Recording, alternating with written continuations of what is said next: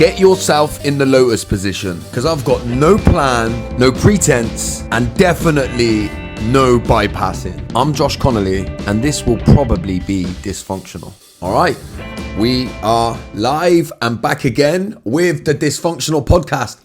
I'm happy to be here. You're happy to be here. We've got plenty to talk about.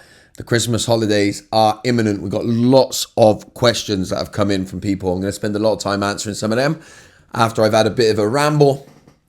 And we'll talk a little bit about Christmas as well, because I do know that for a lot of us and a lot of people.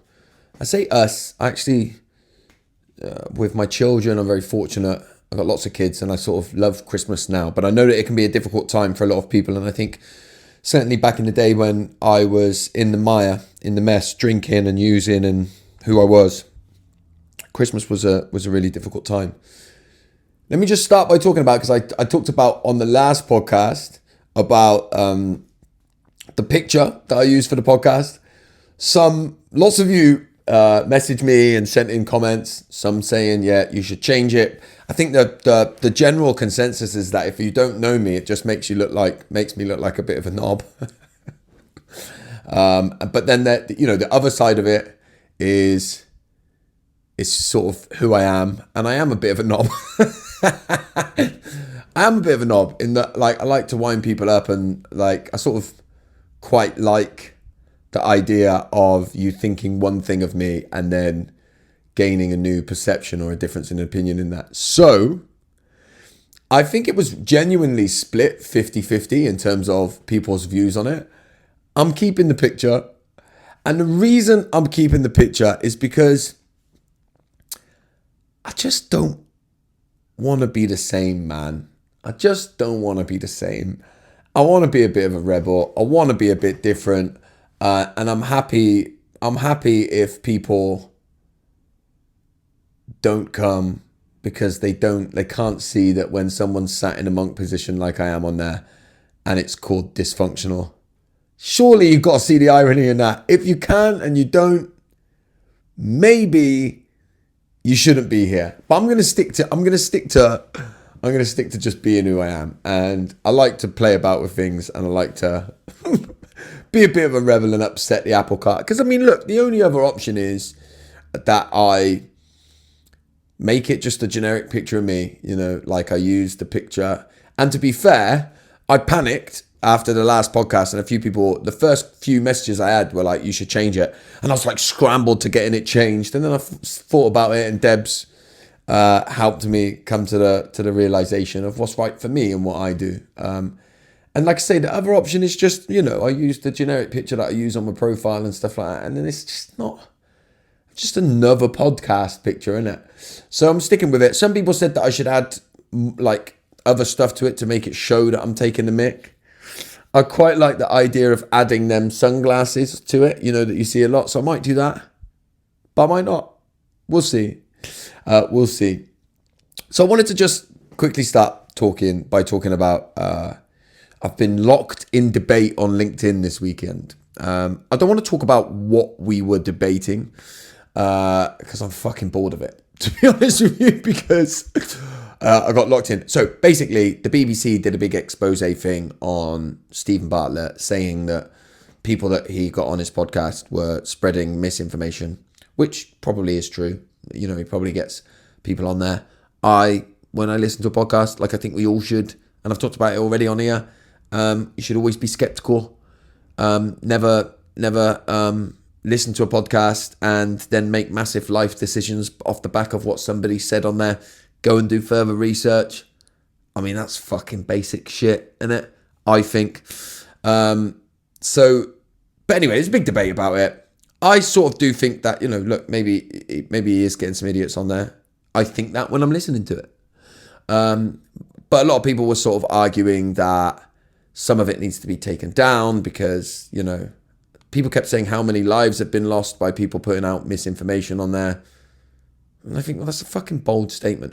Do you know what I actually think is when I speak to I realize I'm getting back into the debate here a little bit. When I speak to younger people, like my daughter who's 18, I've got an 18-year-old, 17-year-old, my boys are 13. they've grown up in this world of emotional overload. They know not to believe anything that you hear on the internet, and that you should go and do your own research and be pretty skeptical about stuff. They're pretty good at knowing that. I mean, sometimes they come to me and say, have you heard about this? I saw it on TikTok. And you should say, don't believe everything that you see on TikTok. But just this idea that we're all sort of, running about listening to the Stephen Bartlett podcast and making wild life changes straight after it, I just think is a bit loose. So I'm very much of the opinion that's like, I've always been of this opinion. Let all of the information exist out there, let it be there, and let people make their own minds up. I really don't like the idea of silencing. I'm always skeptical when a big machine like the BBC does an expose on an up-and-coming power. There's always part of me that thinks, why is that then? And they worried about the amount of power and all of that. And I don't trust anything. I mean, me personally, I don't trust anything that anybody says. And I kind of feel like I know that that's like my own stuff and a bit of trauma wrapped up in there. But I'm quite happy not trusting anything that anybody says, because then I just research it and then find out whether I should trust it. Anyway, I sort of didn't want to get too into that debate of it. I wanted to talk about what happened, because what I found is that I found myself in quite a triggered state sometimes in there. And I think that happens, right? I think you see this online. I think people become a different version of themselves often when they're debating things online. And I'm very much like that.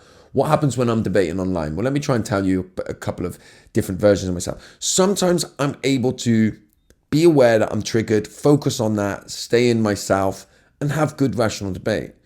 Sometimes I get locked in. Somebody might trigger me in a certain way. Then I get locked in and I just want to make them look stupid. So then I'm trying to make them look stupid. I've completely lost sight of what we are debating about, whether I'm right or wrong, and I just want them to look stupid. Sometimes I have good debate, and I've sort of went through all of that in this debate on LinkedIn the weekend. The post sort of, I don't think you can say it went viral, but there was a lot of interaction on there and a lot of polarized opinion. And my own opinion, I guess looking back, was probably quite polarized. Although I guess often when our opinions are polarized, we don't feel they are polarized in the moment, right? Because they're our opinions, so we think that they're true. But I also know through some work that I've been doing one-to-one with an IFS therapist lately, is that there was a big thing that happened for me when I went to senior school, right? High school. So for those of you that don't know I don't know what the fuck you call it now, to be honest. But when I got to age 12 and I went from little school to big school, let's call it that. At little school, my kind of curiosity was really encouraged. I've always seen patterns and seen the world slightly different to other people. I think we might call some of that neurodivergent today because of the way that I do see things. Although I'll talk about that on another podcast, but I'm sort of, I think ironically, part of my neurodivergence won't allow me to fully buy into the idea that I should label myself in that way. So there's irony in that. So that's a whole conversation. We'll park that and go there for another day. But when I went to that big school, that I remember being so sensitive, so overly in tune with certain things. I would ask questions that I now realize were just difficult questions that made us have to realize that life happens somewhere in the middle. And I would get, that kind of, what are you talking about, from adults? What are you talking about? How have you come up with that, right? And it was the same at home. It would happen with my mum and my stepdad, who, by the way, are both very good people who I get on with. But what I recognize and what I learn looking back retrospectively is that as people, we really struggle with uncomfortable truth. And so we tend actually to lean towards collectively lying so that we don't have to be with the uncomfortable truth. And so often what happens is, if somebody is willing to say the uncomfortable truth, they're the ones that end up being scapegoated. They're the ones that end up being made to feel like they're crazy. And so that happened a lot when I was a child.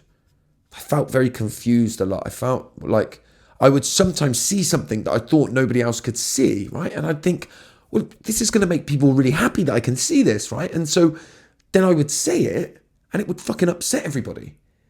So then I would like go back into my shell, and slowly over time, I learned to lie and become a different version of myself in order to make everybody else feel comfortable.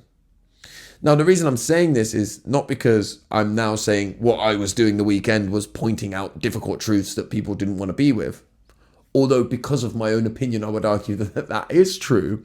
But I recognize the opposite people in the debate were doing the same thing to me, right? They believed they were pointing out the truth. But the reason that it triggered me or puts me in that triggered state is because that sort of 12, 13-year-old version of me that exists inside gets triggered by that.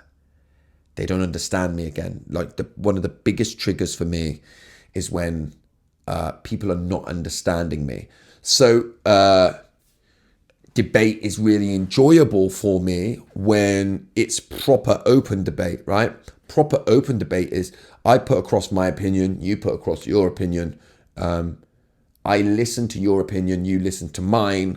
And then actually what we should be doing is trying to I should be using your opinion to try and make myself wrong, right? And then I would either deepen my truth or gain a new perspective and a potentially new or different way of looking at things as a result of trying to make myself wrong with what you've said. Now, some of that happened on LinkedIn. I had some good discussion and good debate with some people. Others, and not so much. Now, there were some, what I would just say, dickheads on there who just come on and they just want to be passive aggressive. They want to try and like get you to react. And then if you do react, they go, "Oh, what are you getting upset for?" Fucking, I get them on Instagram all the bloody time, right? They all the time. Yeah. A lot of them are the fucking toxic, horrible people that I'm talking about. There was one in particular actually on LinkedIn. In the end, I just kept saying, "Let me send you my book."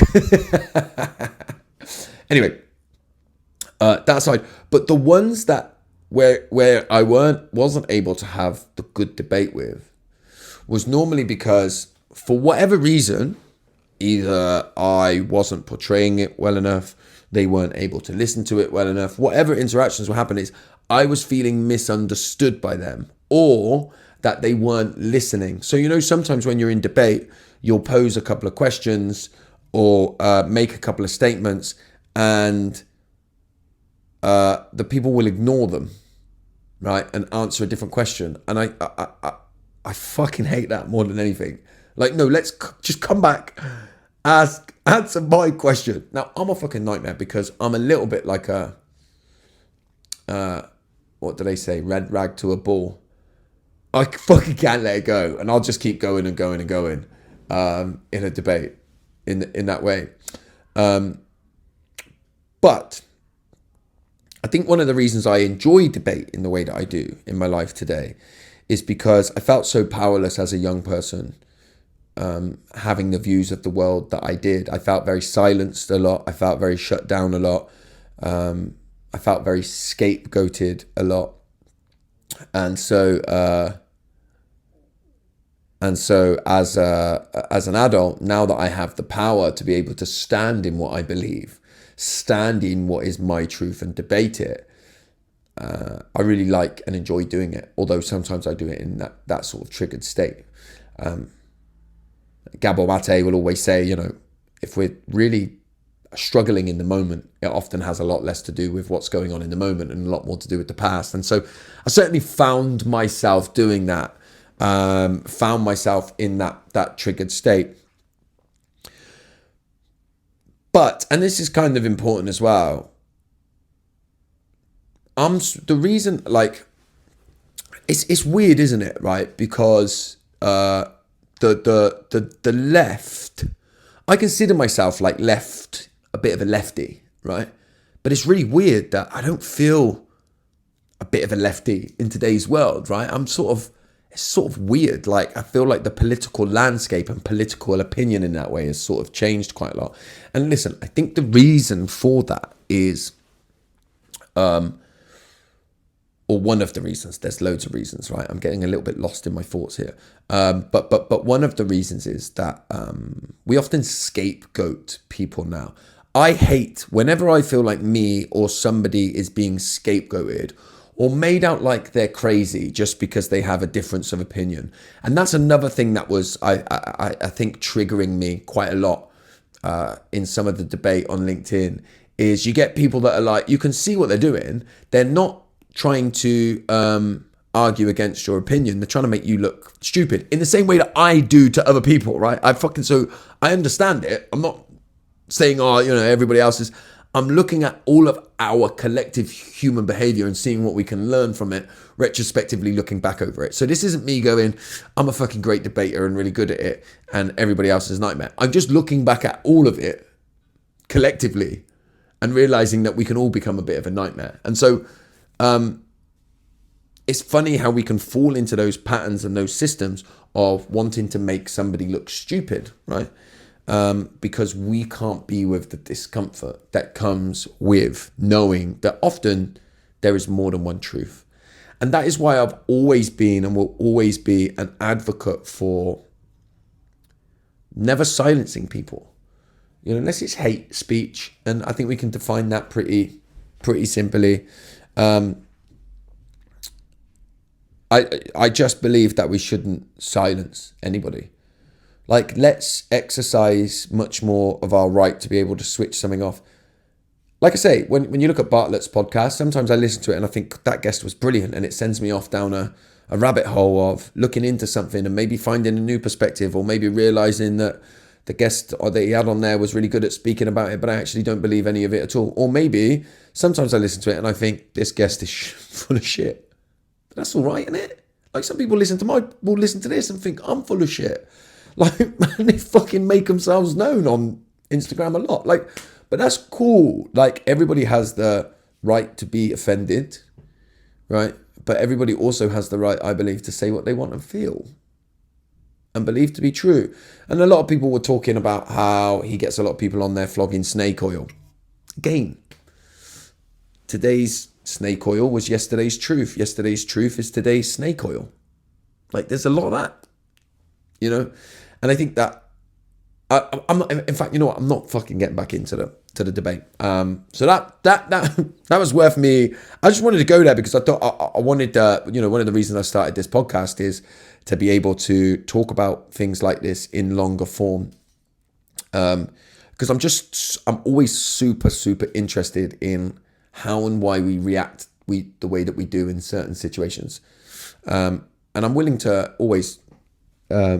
Not often in the moment, but most of the time afterwards, I'm willing to sort of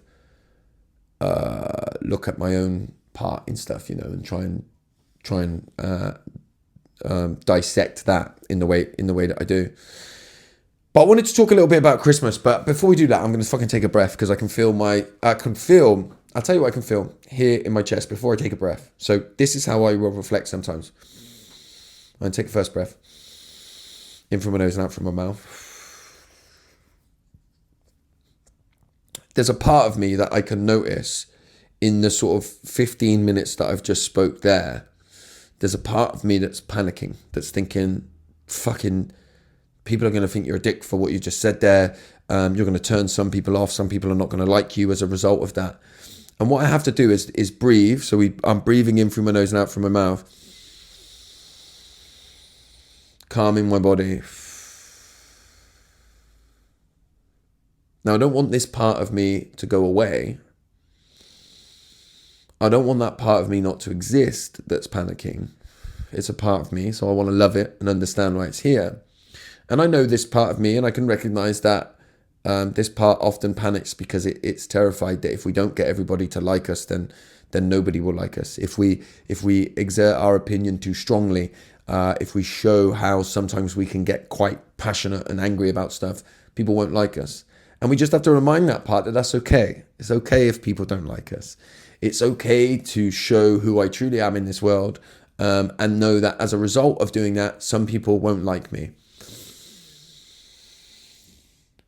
In through the nose and out through the mouth. And it's cool.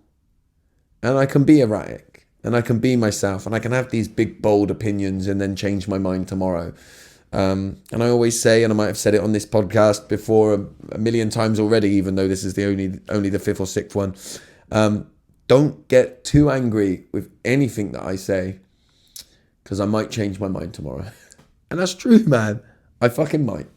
And I might have just said it because I was in a part of myself that wasn't truly who I am.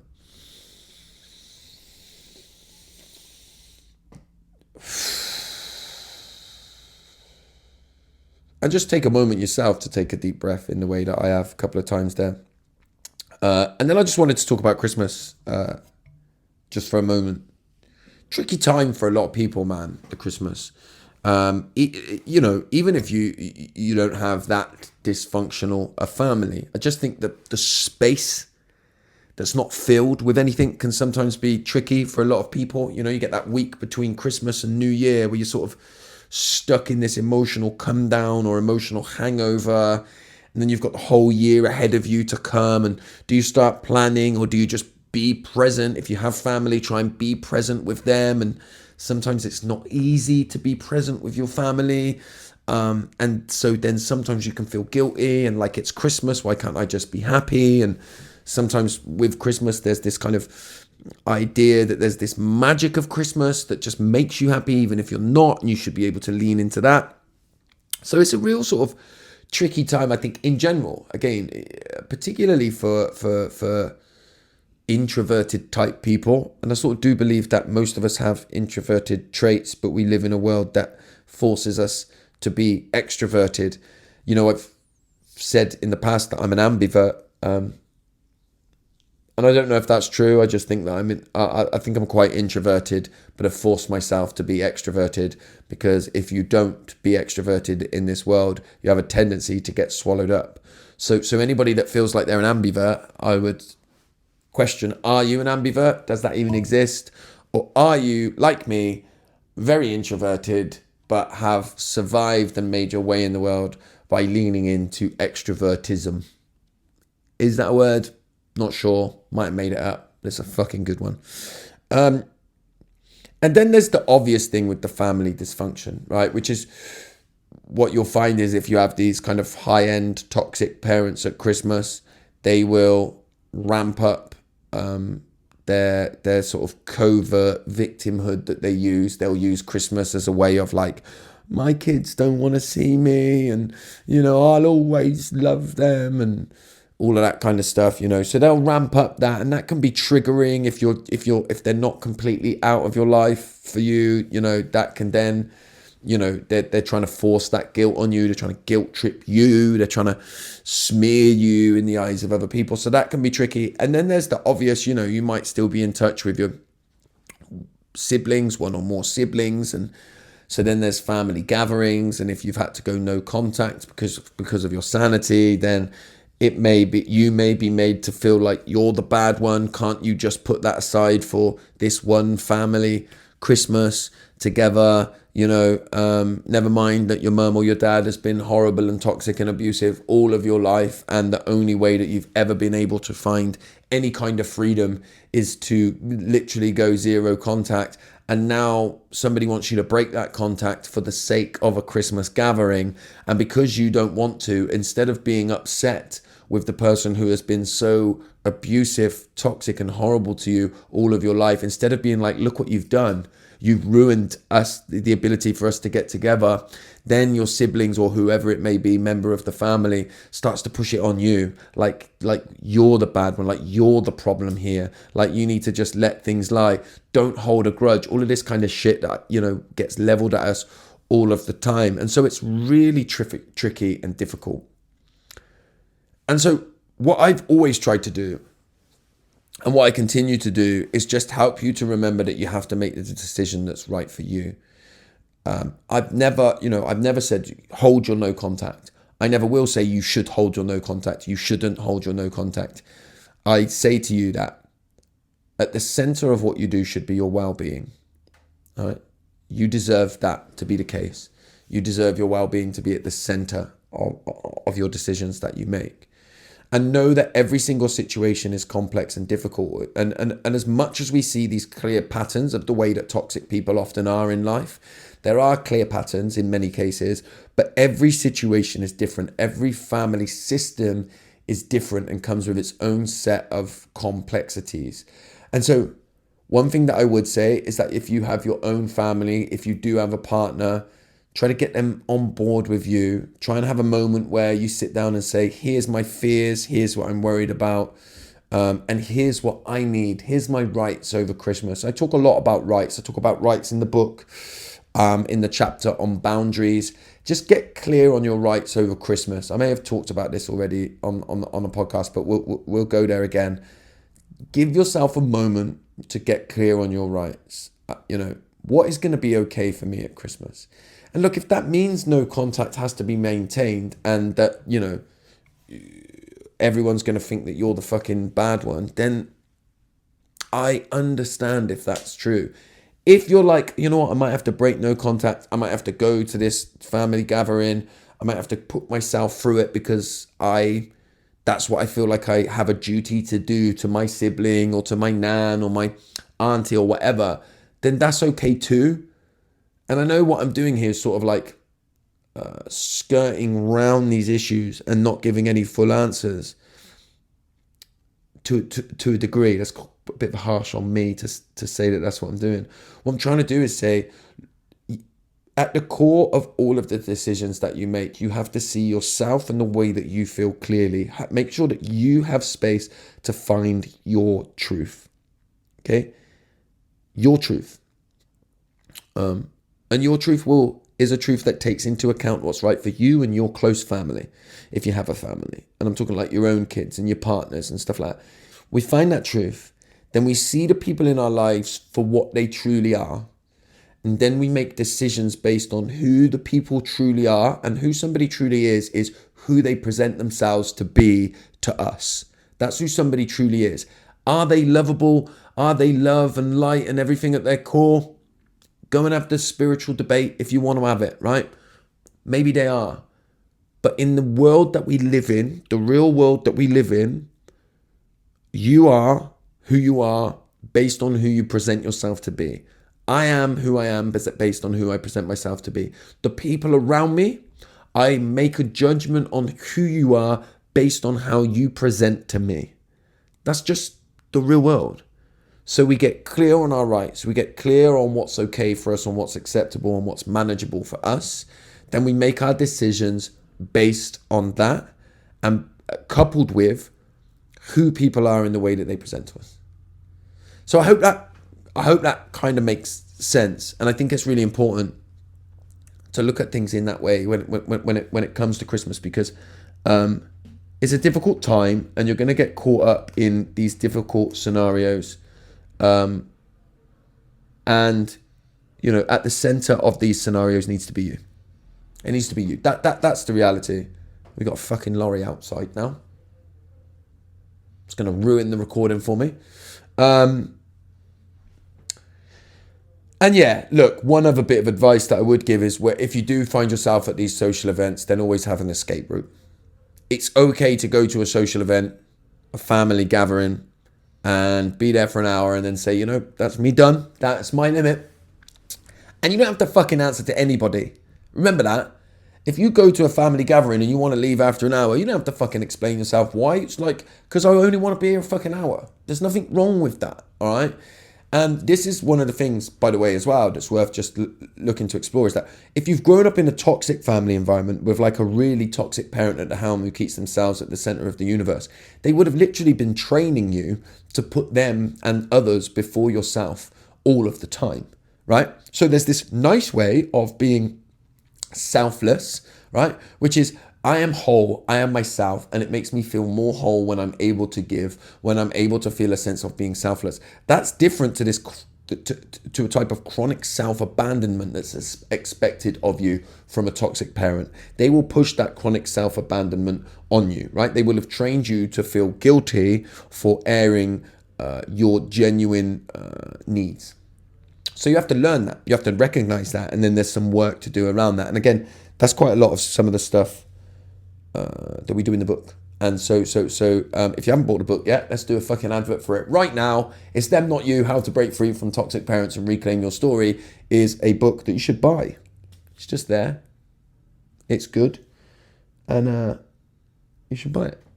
It's a program. It's going to take you on a journey to break free. And that doesn't always mean go no contact, by the way. That just means how do you break free internally. Anyway, I should do that I should break this podcast up with an advert and go, weird. I'm just interrupting this podcast to bring to you, and then do an advert. But it's just my fucking book. Okay, I asked for questions on Instagram. We have got so I broke my for those of you that are watching on YouTube, you'll see that I've broke my iPad stand. I have to sort of like fucking balance it, which is annoying. But you came up with the questions. No voice notes though. I want voice notes, people, so that I can play them. I think it's better. Send me voice notes on Instagram. Send me voice notes on Instagram. Thank you. If you send me them, then I can play them on here, and you're much more likely to get your question answered. But we've got tens of questions here from people, so I'm going to try and sift through a couple of them and see where we get. The question that I've written down at the top, because I've copied and pasted them all, so they're a bit hard to see because they're all higgledy-piggledy. Good word. I love a good strong word. Higgledy-piggledy. One word or two? I'll leave that to you. So the question is, why do I feel responsible for my parents' emotions? First question. Fucking good question as well, by the way. I'll leave the names off of all of these. Why do I feel responsible for my parents' emotions?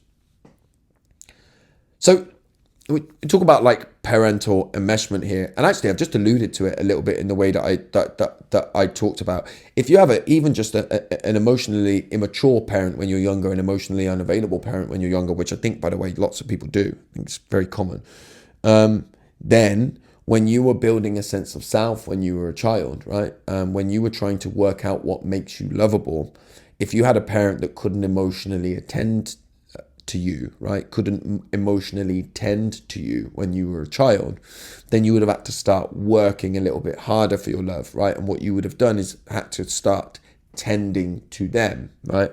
You would have felt from a very young age, responsible for their emotions. How would that look when you were a child? Not wanting to burden them with your difficult emotions, noticing when they were struggling in some way emotionally, and then desperately trying to help them through that and help them out with that. And again, so that's an emotionally immature parent. If you had like a real toxic parent, you're at the other end of the scale where they're fucking actively trying to push you to do that. So you take that into your adulthood. You feel emotionally responsible, probably not just for your emotions, parents, but your parents' emotions, but for the emotions of all of the people that you care about or have a loving relationship with in your life. Here's a good question. How do I know if my childhood was truly dysfunctional or if I am just overreacting? Because it's interesting, isn't it? What does truly dysfunctional mean? Look, I would argue that there's probably no such thing as a functional family environment, right? There's just varying degrees of dysfunction. And what is overreacting?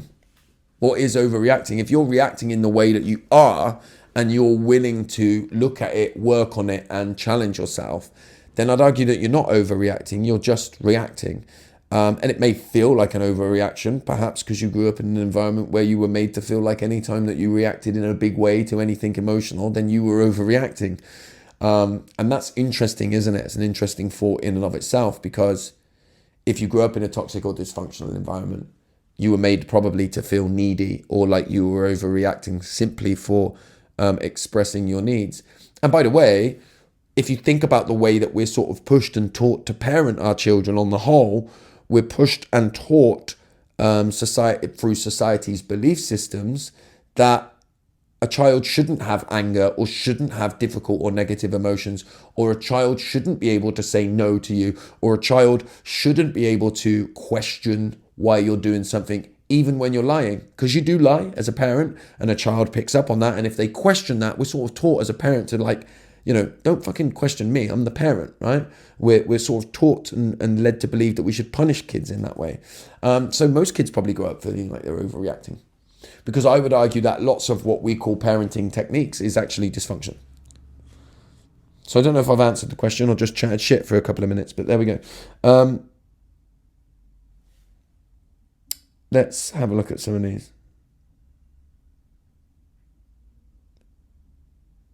How do I stop attracting partners who remind me of my toxic parents? Fucking hell. This is a deep question. Firstly, I want to be clear. I don't think that anybody attracts abusive people. I think abusive people chuck the net out and they'll see who sticks. So the question should be, why do you keep sticking with people like that? I think if you've grown up in an environment where you've had to work hard to feel loved, then working hard to feel loved is what you think love is, right? In fact, you probably feel uncomfortable if somebody's quite gooey with you and gives you quite a lot. And I think, look, I think that toxic and horrible people, right? When they say they chuck out the net, they will love bomb you originally, right? Which is make you feel like the most special person on the planet at the beginning, right?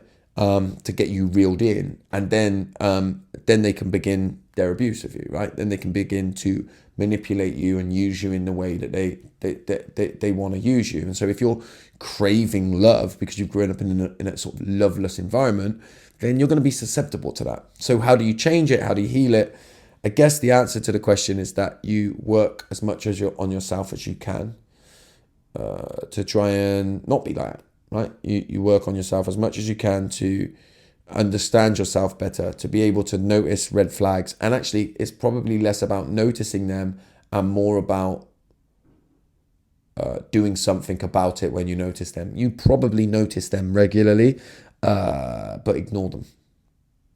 There's something for you to think about.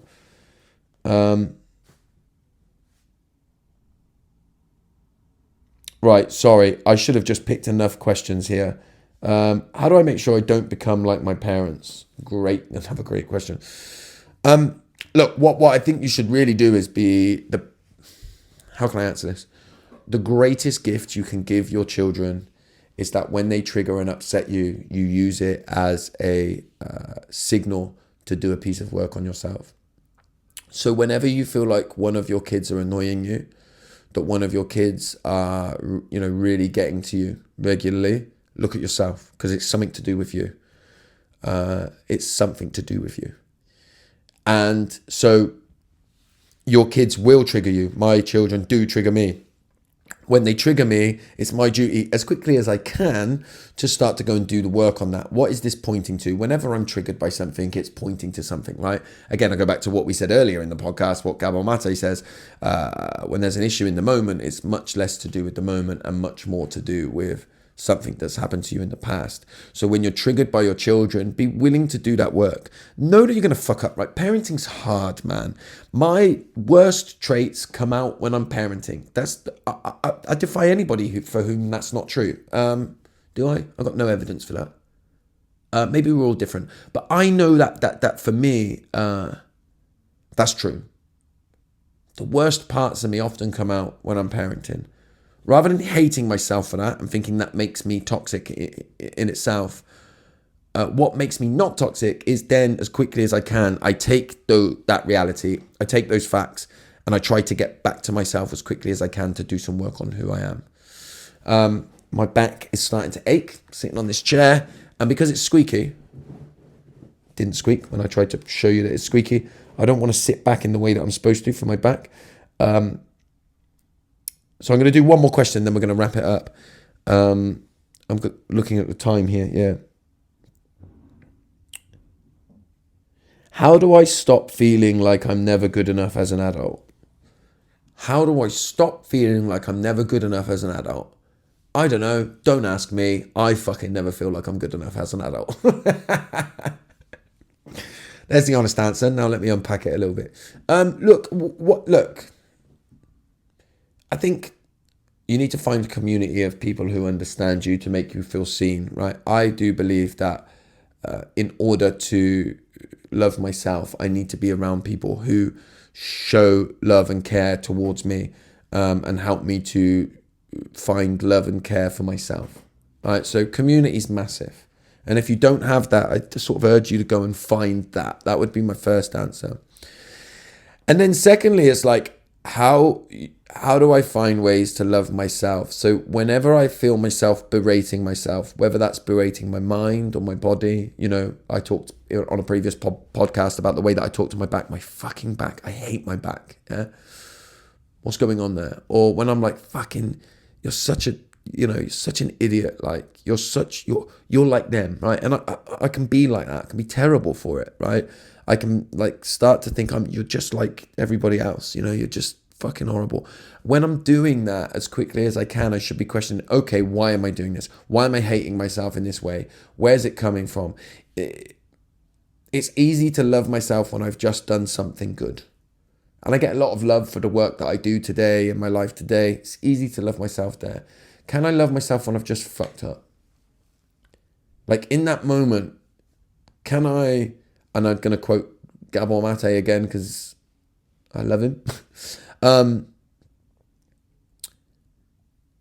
Can I say to myself in that moment, I'm a human being who hadn't found a better way to soothe my pain, so I'm going to forgive myself. Let me say that a little bit better without all the fucking stumbles in the middle.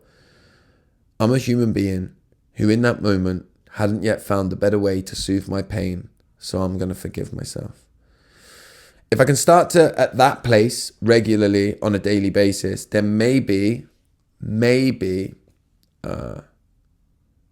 I can start to come home to a place where I love myself a little bit better. All right, what have we done? 40 minutes? That's fucking not bad going. Running my gums on my own. It's Christmas next week when the next episode is supposed to drop. So we may have a break that week and then come back the following week. Or if I get time, I may do a little short episode that I will drop on Christmas Day. But don't fucking hold your breath. Listen, I love this. I loved it. It's one of my favorite things to do at the moment, this podcast. I'm very hyper focused on it at the moment. Enjoy it because that'll run out at some point. And then I'll keep missing them. No, I won't. I'm going to stick with it. I'm going to stick this through and see this through. It's a great space for me to feel like I can nurture that 12-year-old me that I started talking about. Remember, the one that feels like they're misunderstood. Short form content online doesn't give me the space to do that. When I feel like I've been misunderstood sometimes, a bit like I maybe did this weekend on LinkedIn, I get to come here and talk about it in a bit more length to the people that really care. Feels like a good place to end. Let's do one deep breath through the nose and out through the mouth. Good. Who knows what the hell just happened in this podcast? But I've Josh Connolly. I am. There's no retakes here. There is no fucking retakes here. But we're going to do it again and both of them will stay in. I do not know what the hell is going on. I really genuinely don't. But I have been Josh Connolly and this was definitely dysfunctional. I did tell you it would be dysfunctional. So thank you for sticking around till the end here. And if you have enjoyed this podcast, then please help me to grow Dysfunctional by sharing with your friends on social media. You can find me at Josh_FFW. And then wherever you're listening to this or watching this, please make sure that you've liked and subscribed, left us a 5-star review and a comment if your platform allows it. And I'll see you on the next one.